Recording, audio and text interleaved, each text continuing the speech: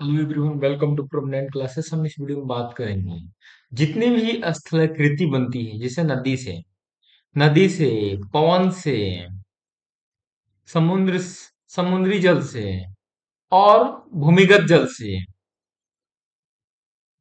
सारी इन सारे चीजों से बनने वाले स्थलाकृतियों के बारे में चर्चा करेंगे। ये काफी वेरी इंपॉर्टेंट क्वेश्चन इससे एक आती हैं, और ये इससे आने वाली क्वेश्चन अक्सर स्टूडेंट छोड़ ही देते हैं। तो हम इस ये टफ सेक्शन पर आज हम काम करने का प्रयास करेंगे। सबसे पहले हम बात करते हैं जो नदी से बनने वाली स्थलाकृति है, उसके बारे में चर्चा करेंगे। तो सबसे पहले हम बात करते हैं नदी से बनने वाली स्थलाकृति में पहला स्थान है भी आकार की घाटी। तो भी आकार की घाटी वो होती है जैसे कि यहाँ भी आकार की घाटी बन रही है। तो होता क्या है एक्चुअल में, भी आकार की घाटी में जब नदियां अपने तेज होती है तो ऐसे फ्लो करने लगती है। इस सेक्शन से जब नदियां फ्लो करने लगे, काफी यहाँ मतलब उसकी गहराई ज्यादा होता चला जाएगा। इस तरह से वो अगर हो रहा है तो आई थिंक आप कह सकते हैं भी आकार की घाटी बन रही है। तो इस तरह से नदियां फ्लो करेगी। तो भी आकार की घाटी में नदी तो घाटी में कहीं ऊर्ध्वाधर कटाव मैंने एकदम पूरा वो काफी डेप्थ होगा के कारण घाटी पतली गहरी और भी आकार की हो जाती है। इसके उदाहरण होते हैं गर्ज और कैनियन। कभी कभी प्रपातों के द्रुत गति के पीछे हटने से गर्ज का निर्माण होता है, और गर्ज के विस्तृत रूप से गर्ज के विस्तृत रूप को कैनियन या संकीर्ण नदी संकरा कहते हैं। यानी गर्ज होता है, गर्ज ज्यादा डेप्थ हो जाएगा तो वो कैनियन में बदल जाएगा। तो आई थिंक ये सबसे पहला विश्व में कैनियन का सबसे अच्छा उदाहरण यूएस का क्लोरेडो नदी पर स्थित ग्रैंड कैनियन है। यानी हम लोग इससे भी आकार की शेप के बारे में हम लोग सीखे कि मतलब वो नदी कैसे भी शेप में हो जाएगी, और यहाँ से पानी फ्लो करेगा, इससे पानी फ्लो करेगा, काफी डेप्थ हो जाएगी। और नैरो इसकी मतलब ये काफी वेट्स जो है काफी कम हो जाएगी। तो इस तरह से भी आकार की घाटी बनेगी। तो ये काफी इजी वे में याद कर सकते हैं। जलप्रपात और क्षिप्रिका के बारे में, वाटरफॉल और रैपिड्स के बारे में बात कर लेते हैं। तो वाटरफॉल तो आप जानते हैं, इंग्लिश नेम से आप पकड़ सकते हैं वाटरफॉल क्या होता है। जब कोई हाई डिस्टेंस से पानी जब गिरती है नीचे, तो आई थिंक वहां पे उस तरह का भूमि जो बनता है, तो उसे हम बोलते हैं वाटरफॉल। जब नदियों उच्च ऊंचाई से खारे खड़े ढाल से तीव्र वेग से नीचे की ओर गिरती है। उत्तर अमेरिका का नियाग्रा जलप्रपात इसी का है। अफ्रीका का जम्बेजी नदी पर स्थित विक्टोरिया है, विक्टोरिया जलप्रपात। इसका उदाहरण है भारत में क्या है, ये कर्नाटका राज्य में श्रावती नदी पर स्थित जोग। कभी कभी पूछा जाता है जोग गरसप्पा किस नदी पर स्थित है, तो श्रावती नदी पर स्थित जलप्रपात है। सबसे पहले हम बात कर लेते हैं।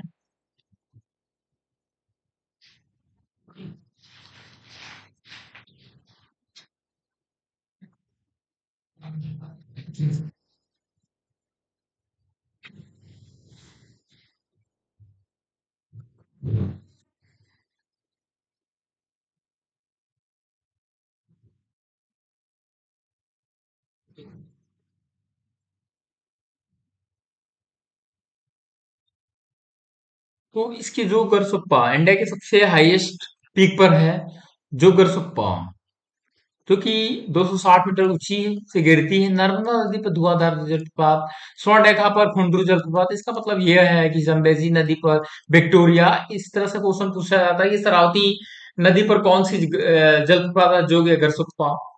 तो इस तरह के जलप्रपात है आई थिंक। तो एक जलप्रपात बनने वाला भी रिवर से ही बनता है। एक होता है जलोढ़ संकुल। जब रिवर जो होती है, नदियां जब फ्लो करते हुए अपने साथ जो गाद लेके आती है, कभी कभी क्या होता है वो कौन के रूप में छोड़ देती है। जब उसकी गति स्लो हो जाती है तो गादें छोड़ देती है कौन के रूप में, तो उसे एलुवियल कौन उसे बोला जाता है। जब नदियां पर्वतीय भाग से निकलकर समतल में प्रवेश करती है, जब उस पर्वत से समतल में प्रवेश करती है, तो उसमें बहुत ज्यादा अपने साथ गाद लेके चलती है।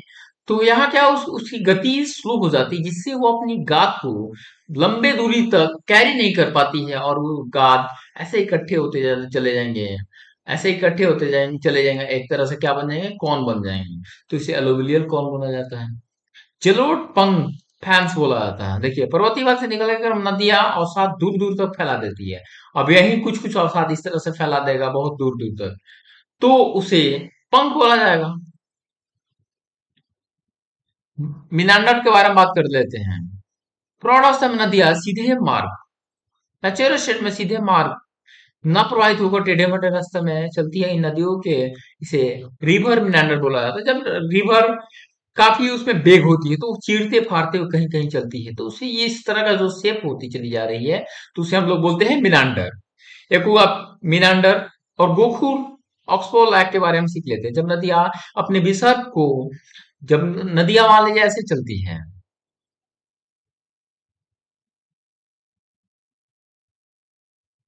तो आई थिंक ये बहुत लंबे समय बाद क्या है, कट जाएगा। और कट जाएगा तो ये नदियां जो है इसके साथ बेग में, यानी फर्स्ट एक वर्षा में इस तरह से जा रही थी, एक्चुअल में इस तरह से जा रही थी। धीरे धीरे क्या हुआ, यही रिवर कुछ समय बाद ऐसे कट जाएगी। तो ये क्या हो जाएगा, इस बार ये जो रिवर आएगी तो यहां से फ्लो नहीं करके अगला सीजन में डायरेक्ट यहां से डायरेक्ट निकल जाएगी। और ये धीरे धीरे बहुत समय बाद ये कट कर अलग हो जाएगी, और यहाँ एक झील बनेगा, लैक बनेगा, जिसका नाम है गोकुल लैक। जब नदी विसर्ग को त्याग कर सीधे मार्ग से प्रवाहित होने लगती है, तो नदियों का अवशिष्ट भाग गोकुल लैक या झाड़न झील कहलाता है। ऑक्सबो लैक से बोला जाता है। तटबंध के बारे में जब आगे बढ़ने के दौरान नदी अपरदन के साथ साथ बड़े बड़े अवसादों को किनारे पर, वही तटबंध मतलब तटबंध तो लेके चलती है, उसे तटबंध बोला जाता है। बाढ़ का मैदान, ये तो आपको मालूम है, बाढ़ का मैदान जब नदी अपने साथ प्रवाहित बहुत कम क्षमता हो जाती है, तो अत्यधिक अवसादों का निक्षेपण करने लगती है और पूरा एरिया में फैला देती है। बाढ़ का मैदान जब नदियां ऐसे आती है, जैसे बिहार का कोसी, बिहार के कोसी के बारे में कहा जाता है कि जब लोग बाहर में खाटी बिछा के सोते हैं, उसके खाटी के नीचे से ये रिवर फ्लो करती है।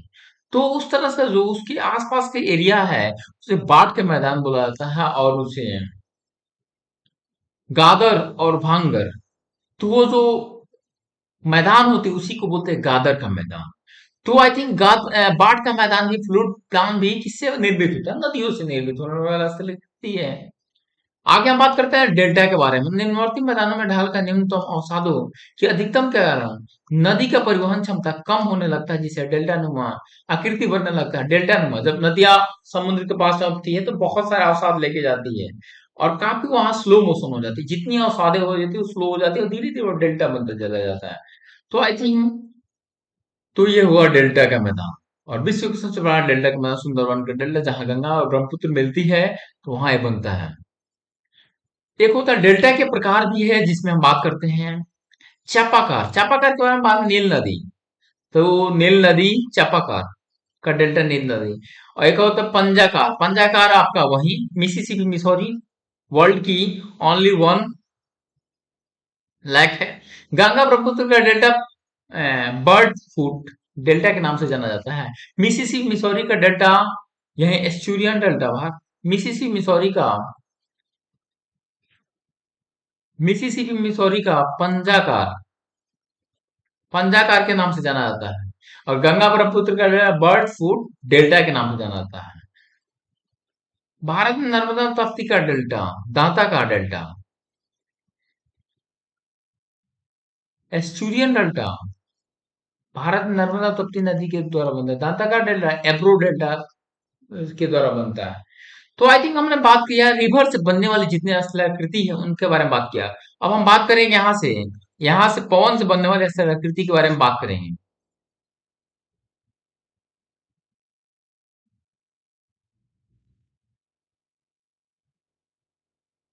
अब यहाँ से हम बात करेंगे भूमिगत जल से बनने वाले स्थलाकृति के बारे में बात करेंगे।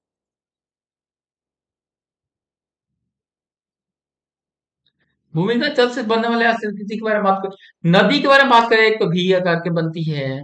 उसमें भी आकार की वाटरफॉल, एलुवियल कॉन, और आपका जलोढ़ नद मिनांडर मिनांडर तो वही नदी, ऑक्सबोलैट, उसके बाद तटबंध, बाढ़ का मैदान, डेल्टा, इस तरह का बनता है। अब हम बात करेंगे भूमिगत जल से बनने वाले ऐसे कृषि गुलन क्रिया के फलस्वरूप ऊपरी सतह का अत्यधिक उबड़ खाबड़ एवं पतली पतली शिखरिकाओं वाली हो जाती है। इस तरह की अस्लकृति को क्लिंट या लैपिस कहा जाता है। तो लैपिस वही होता है जैसे मान लीजिए यहाँ पानी है, तो इसके नीचे वाला जो अस्लकृति है तो इस तरह से बहुत ज्यादा टफ हो जाता है। यही ग्राउंड वाटर होती है ना, यहाँ पर वाटर होती है, यहाँ हम लोग यहाँ रहते हैं, इससे पानी खूनते हैं, यहाँ निकलती है और फिर इसके नीचे मिट्टी रहती है, इस तरह से बनती है। तो इसमें जो हाई बहुत ज्यादा रुखराव हो उसे हम बोलते हैं लैपिज। से बनने वाले ऐसे कृत्य को लैपिज, जब ज्यादा रुखराव हो जाए, जब उसमें सिंक हो जाए, छोटे छोटे घुल हो जाता है, उसे सिंक होल बोला जाता है। तो ऐसे भी कोरिलेट कर सकते हैं। तो कभी कभी पूछा जाता है घोल रंध्र किससे बनती है, नदी से, पौन से या समुद्री जल से। तो इस तरह के क्वेश्चन आती है जिसमें आप क्लियर कर जल की घुलन क्रिया के कारण सतह पर अनेक छोटे छोटे छिद्रों का विकास हो जाता है जिसमें घोल रंध्र कहते हैं, और गहरे घोल रंध्र को विलायक रंध्र भी कहा जाता है। तो इसमें उतना टफ नहीं है। पुलिय पुलकेश पोलवेस युवाला जो बड़ी स्थिति है विश्व में सबसे बड़ा पोलवेस बाल्कन क्षेत्र है, लिवानो पोलवेस है, बाल्कन क्षेत्र लिवानो पोलवेस है। जब बड़ी हो जाए वही होल, तो आई थिंक उसे बोलते हैं पोलवेस या पोलिये। तो बालकन सबसे बड़ी वर्ल्ड की है। कंदरा के बारे में बात कर लेते हैं। ये भूमिगत जल के अपरदन द्वारा निर्मित स्थलाकृति में सबसे महत्वपूर्ण स्थलाकृति कांद्रा है। इनका निर्माण घुलन क्रिया द्वारा अपघर्षण द्वारा होता है। कांद्रा में जल के टपकने से कांद्रा की छत के सहारे चूने का जमाव हो जाता है, जमाव टपकता है जिससे स्टेलेक्ट स्टेलेक्टाइट कहते हैं। कांद्रा के फर्श पर चूने के जमाव से निर्मित स्तंभ स्तंभ स्टेलेग्माइट स्टेलेग्माइट कहलाता है।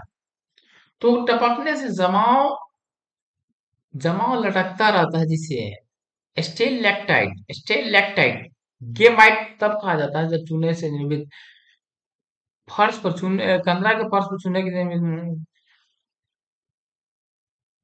निर्मित स्तंभ को स्टेलेग्माइट ग लग जाएगा स्तंभ में, जब स्तंभ बन जाएगा।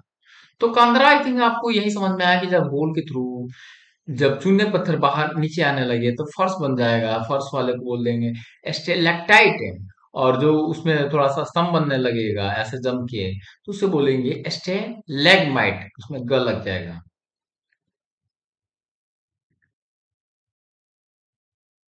गोल्डन ये हुआ आपका सिंक, संयुक्त चूना पत्थर स्टेलेक्टाइट स्टेलेग्माइट, मैंने बोला ही यहाँ पे स्टेलेग्माइट है, जो कि बड़ा बड़ा हो जाएगा स्टेलेग्माइट बोलेंगे। कंदरा उसे ही बोले मैंने, कंदरा उसी जब उससे चूना पत्थर निकलने लगे कंदरा बोला जाएगा। ये भी दो तरह का हुआ, स्टेलेक्टाइट स्टेलेग्माइट। स्टेलेग्माइट ग उसमें लगेगा जहां वो लंबी लंबी हो जाए। तो भूमिगत जल ये रहा आपका। ब्लाइंड एलाई उसे बोलेंगे जब रिवर ऐसे फ्लो करेगी साथ में और बीच में क्या हो जाएगा, वहां पर उसकी पानी सारी चूसा जाएगा, यानी होल ज्यादा बड़ा बड़ा होगा। तो उससे बनी जो अस्लकृतियां होगी, इससे बनी जो अस्लकृतियां है, इसे ब्लाइंड एलाई बोला जाता है। जब स्तंभ नदियों का विलय रंध्रों से नीचे की ओर रिसने लगता है, जब नदियों क्या वही चीज दिखा हुआ है, घाटी घाटी शुष्क रह जाता है, शुष्क घाटी, उसे ब्लाइंड एलाई बोला जाता है। टेरारोसा वो चीज है, टेरारोसा मीन्स वही जब हमारा जब भूमिगत जल, ये है वाटर H2O, ये हम मान रहते हैं। तो भूमिगत जल से जो उससे नीचे वाला फर्श बनती है, उस पे घुला हुआ फर्श बनेगा, इससे निकलने वाला जो बनता है ऐसे घुल जाकर फर्श बनेगा, उसे बोलते हैं टेरारोसा। जब वर्षा का जल के क्रिया द्वारा चट्टानों के अंश को खुलकर भूमि के अंदर प्रवेश कर जाती, जब इसके अंश को जब वर्षा रैन वाटर होती है, तो रैन वाटर जब होती है तो बहुत सारे हमारे खेतों में नलकूपों जो हम लोग मोटर के लिए यूज करते हैं वहां से पानी इंटर करती है, और ग्राउंड वाटर में रिवर के थ्रू इंटर करते हैं, पॉन्ड के थ्रू इंटर करता है, बहुत सारे वे के थ्रू इंटर करता है हमारा पानी, रेन वाटर ग्राउंड वाटर में कन्वर्ट हो जाता है। तो उससे जो बनी स्थलाकृति है, जब चट्टानें इसमें एंटर कर जाती है, तो उससे जो बनी स्थलाकृतियां होती है उसे टेरा रोसा बोला जाता है। तो टेरा रोसा कुछ नहीं है, बस टेरा रोसा ऐसा नाम ही रख देते हैं, टेरा रोसा। ह्यूमस वही चीज है, जब चूना पत्थर प्रदेशों में घुलन क्रिया ह्यूमस बन जाएगा द्वारा अधिकांश चूना पत्थर चट्टानों में घुल जाती है, तो अंततः ऐसी सतह का विकास होता है और घुलनशील सिलिका प्रधान चट्टानों में निर्मित होता है। फ्रांस का यूगोस्लाविया में ह्यूमस का कहा जाता है। इस इक्वेटोरिया मध्य अमेरिका में हाईस्टेक और क्यूबा में मोगोटेस, यानी मैगी आप किसमें खाते हैं, क्यूब करके बर्तन में खाते हैं, तो ऐसे कोरिलेट कर सकते हैं।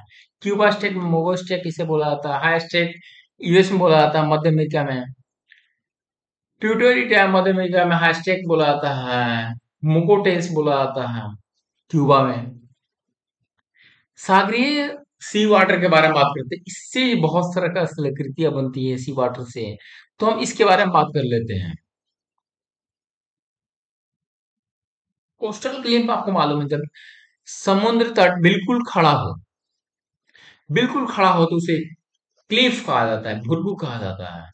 तो ये भी पूछा जाता है, ताटीय इस तरह के स्थलाकृति बनती है समुद्री जल द्वारा।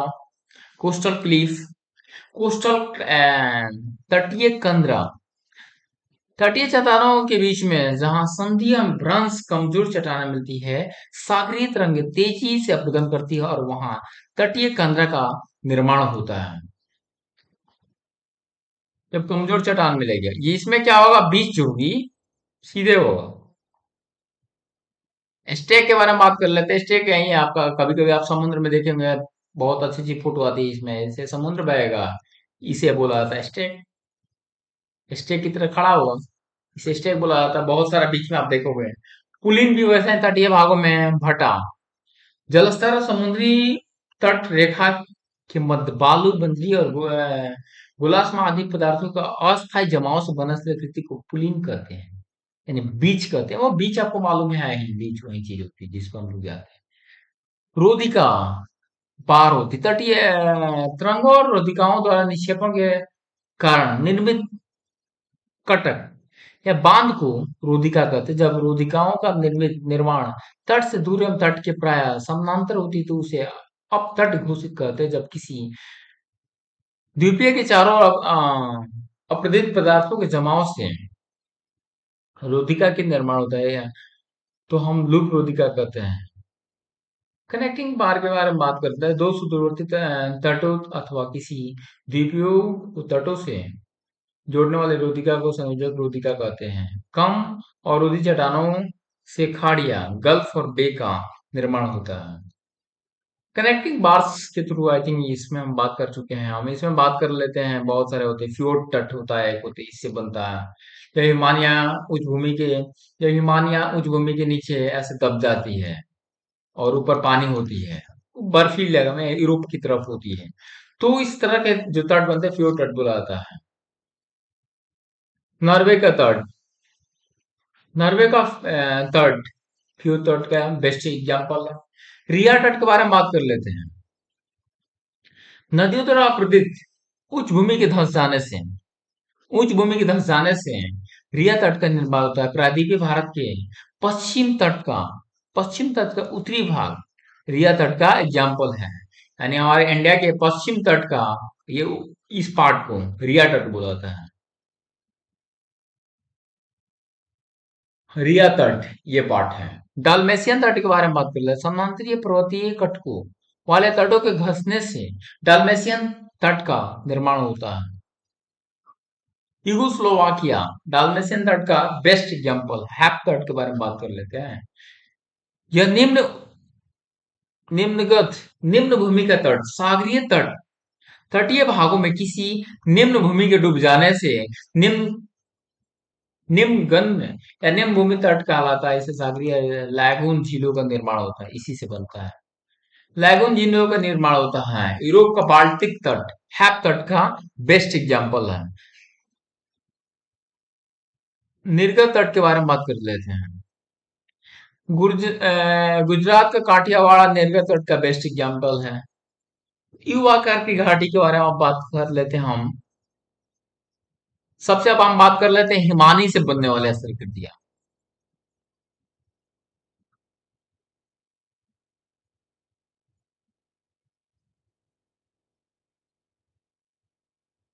हिमानी से यू आकार की घाटी बनता है बर्फ के थ्रू। कैसे बनता है हम बता रहे हैं आप, जैसे मतलब दो माउंटेन है, और दो माउंटेन है, और इसके बीच से रिवर फ्लो करने लगी, तो ये क्या होंगे, ये बर्फ, ये मेल्टेड हो जाएंगे, ऐसे बन जाएंगे। ये बर्फ सारे गिर जाएंगे, ये सारे बर्फ गिर जाएंगे धीरे धीरे। तो इस तरह की स्थल बन जाएगा, जिसे उसे यू आकार की घाटी बुलाता है। तो हम बना पहला एग्जांपल हुआ हिमानी से बनने वाले स्थलाकृति में यू आकार की घाटी। भी आकार की घाटी रिवर के थ्रू। भी आकार की घाटी रिवर के थ्रू। हैंगिंग वैली के बारे में बात कर लेते हैं। जब बड़े बड़े मेजर, जब ऐसे रिवर फ्लो करती है, तो साथ में क्या होता है, बड़ा बड़ा जो मेजर आइस होता है, जो बड़े बड़े हिमॉड होते हैं, हिम आइस के टुकड़े होते हैं, उसके साथ छोटे छोटे टुकड़े होते हैं। तो वो उसके रेस्पेक्टिव क्या फील होते हैं, वो फील होते हैं कि लटका हुआ, या लटकती घाटी उसे बोला जाता है। जब मतलब मुख्य घाटी के तल से उसमें मिलने वाले सहायक नद घाटियों के तल के अधिक ऊंचे होते हैं, उसे हम लोग सर्किल के बारे में बात कर लेते हैं। ये बहुत ही सिंपल चीज है कि जब हमारी रिवर जब किसी पर्वतीय भाग से मानिए हटती है, तो वहां अराकुमा आराम कुर्सी की तरह बनती है। उसे सर्किल बोला जाता है। जैसे मान लीजिए, आई थिंक यहाँ माउंटेन है, जब रिवर यहाँ से फ्लो करती है, तो ये जो बर्फ होते हैं मेल्ट हो जाते हैं, तो ऐसे ऐसे आकृति बन जाए, तो उसे एक चेयर की टाइप हो जाएगा, तो आर्क्यू बोला जाता है। जब एक चेयर बनेगा तो आर्क्यू। जब दो तरफ से बनेगा तो उसका कुछ और नाम होगा। जब पहाड़ की चारों तरफ से होगा, तो उसका और कुछ नाम होगा। तो पहला हम बात कर लेते हैं, एक तरफ जो बनेगा तो उसे हम बोलते हैं हिम गहवार, या सर्प बोला जाता है। और दूसरा तरफ दोनों तरफ से होगा, किसी माउंटेन के दोनों तरफ से ऐसा कुर्सी नुमा बन जाएगा, ऐसा कट के, ऐसा कट के चेयर लेगा, यहाँ आदमी बैठ सकता है, यहाँ आदमी बैठ सकता है। दोनों तरफ होगा किसी माउंटेन के, उसे अरेत बोला जाता है। अरेत, दोनों तरफ अरेत। हॉर्न किसे बोला जाता है, जब चारों तरफ किसी माउंटेन के चारों तरफ, इस साइड भी और इस साइड भी चेयर नुमा, जब यहाँ का आइस गिर जाएगा, खत्म हो जाएगा, तो क्या हो जाएगा, तो उस तरह का बनेगा चारों तरफ से। तो हम उसे बोलेंगे गिरीश रिंग या हर्न। स्विट्जरलैंड का मिल्टन हर्न विश्व का सबसे फेमस है। स्विट्जरलैंड नुन्नट उसे बोला जाएगा जब चारों तरफ से हैं, और बीच में सभी तरफ से आइस है, और ये एक माउंटेन था, उसके चारों तरफ से आइस खत्म हो गया, माउंटेन दिखाई देने लगा। बीच में सब जगह आइस आइस आइस है, और बीच में माउंटेन, यानी सारी, और जो ये हम बात कर रहे हैं अरित का या सर्प का, चारों तरफ बना है, सारी बर्फ गिर गई, तो बीच वाले जो पार्ट निकला हुआ हो नुकीला, उसे नूनट बोला जाता है। आई थिंक बहुत ही ये भेड़ किला के बारे में बात कर लेते हैं। भेड़ किला बहुत ईजी होती है। भेड़ किला में होती क्या एक्चुअल में, हम बात कर लेते हैं। भेड़ किला एक तरह से माउंटेन है। ये माउंटेन है, जब माउंटेन में मेल्टेशन होती है, जब हमारी बर्फें पिघलती है, तो एक तरफ से उसको क्या करती है, धक्का लगाती है। जब बर्फ पिघल कर आती है रिवर के साथ, तो ये माउंटेन मान लीजिए ऊपर से आ रही है, तो बर्फ पिघल रहा है नदी के साथ, तो उसे क्या करेगी, इस पार्ट को बहुत चिकना, धार मार के चिकना कर देगी, इस पार्ट को काफी चिकनी हो जाएगी, और इस पार्ट में जो गिरेगी, तो रुक रहा, कहीं यहाँ का तोड़ेगी, कहीं यहाँ का तोड़ेगी, ऐसा हो जाएगा। तो एक तरह से बोला जाएगा, जो ये होती है उसे भेड़ किला बोला जाता है। जो हिमान में कई बड़ी ऊंची चट्टानें अवरोधक रूप में, वही अवरोधक रूप में आ जाती है, तो हिमानी ऊपर से बहने लगती है, और चढ़ते समय आकर्षण के कारण इसमें मंद और चिकना कर देती है, किंतु विपरीत दिशा में ढाल पर जिसके हिमानी उतरकर तोड़ फोड़ कर अत्यधिक तीव्र और उबाड़ खबड़ ढाल बना देती है, इसे ही भेड़ किला कहा जाता है। हिमोट के बारे में बात कर, हिमानी द्वारा अपदित वही चट्टानों को, अपदित परिवहन पदार्थों को ही बोला जाता है हिमोट। ड्रमलिन के बारे में बात कर लेते हैं। ड्रमलिन वही मास लेवल के हो, ये हेमोट को मास लेवल को है ड्रमलिन बोला जाता है। यहाँ थोड़ी मोड़ी समय पर भूमध्यरेखा किलो के रूप में जमा हो जाता है, ड्रमलिन बोला जाता है। कौन से बनने वाले आकृतियों के बारे में बात कर लेते हैं। तो अब हम बात करते हैं शुष्क पवन। पवन से कैसे कैसे बनते हैं।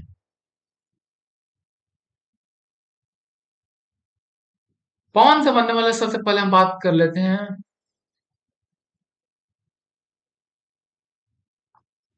Mushroom rock. एक होती है माशरूम रॉक, छत्रक शैला या गरा। तो मॉनसून रॉक में यही चीज होगा, जैसे यहाँ पर ऐसे कोई रॉक था, हवा इसमें इतना लगा कि नीचे से इसके सारे नीचे से उसे उसकी उसको कमजोर कर दिया, झाड़ दिया नीचे वाले माउंटेन, ये वाला टूट गया, ये सब टूट गया, और इस तरह का रॉक बन जाएगा। उसे छत्रक शिला या मॉनसून रॉक बोला जाता है। अब घर्षण बनी हुआ जैसे जैसे दिखाई देती है, वही चीज है। ज्यूर्जन भी उसे बोला जाता है, ज्यूजन। ज्यूजन मतलब एक हार्ड माउंटेन है यहाँ पर ऐसे, और एक सॉफ्ट माउंटेन है यहाँ पर ऐसे।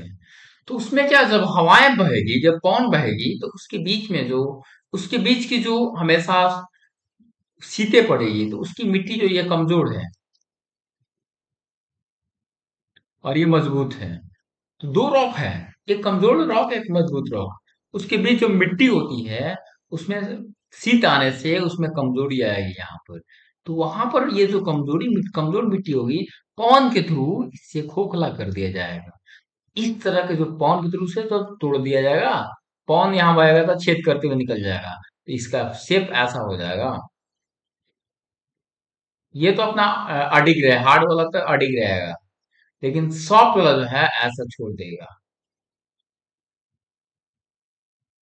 यहाँ छेदक बन जाए, इससे हवाएं क्रॉस करेगी, जिसे जीव जैन बोला जाता है।